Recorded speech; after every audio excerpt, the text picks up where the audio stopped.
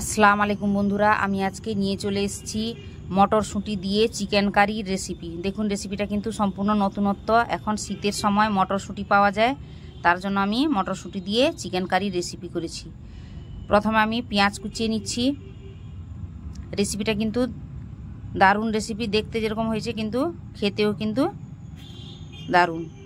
অবশ্যই রেসিপিটা ট্রাই করবেন এবং পুরো ভিডিওটা দেখার পরে রেসিপিটা কেমন হয়েছে অবশ্যই কমেন্ট করে জানাবেন।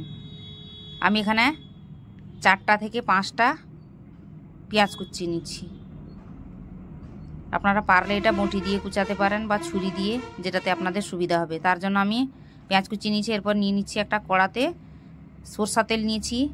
মাংস কিন্তু সবসময় বন্ধুরা সরষা তেল দিয়ে রান্না করবেন, সরষা তেল দিয়ে কিন্তু মাংস টেস্ট হয় ভালো। প্রথমে আমি আলুগুলোকে ভেজে নিয়েছি। ভেজে নিয়ে আলুগুলোকে তুলে নিচ্ছি।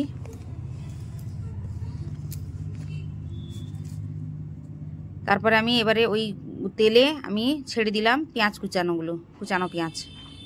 এবার পেঁয়াজটাকে অল্প একটু লাল করে নিয়ে তাতে নিচ্ছি আদা রসুন পেস্ট। এরপর নিচ্ছি হলুদ গুঁড়ো, লঙ্কা গুঁড়ো, জিরা গুঁড়ো, ধনে গুঁড়ো,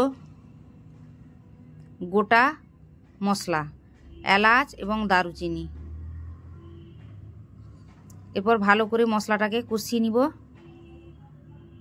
তারপরে নিচ্ছি লবণ।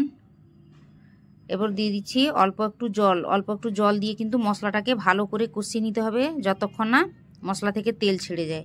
দেখুন তেল ছেড়ে দিয়েছে। এবারে আমি রাখা মাংসগুলোকে দিয়ে দিচ্ছি। মাংসটাকে ধুয়ে রেখেছিলাম। এবারে ভালো করে মাংসটাকে কষিয়ে নিব। কার কার মুরগির মাংস খেতে ভালো লাগে অবশ্যই কমেন্ট করে জানাবেন। আমার কিন্তু খুব ভালো লাগে খেতে, আর এই পদ্ধতিতে রান্না করলে কিন্তু মাংস তরকারি দারুণ হয়।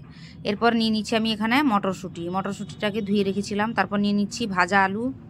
মাংসটাকে ভালো করে কষিয়ে একদম জল মেরে নিতে হবে। যতক্ষণ না মাংসের জল মরছে ততক্ষণ কিন্তু আলু বা অন্য কোনো সবজি দেওয়া যাবে না।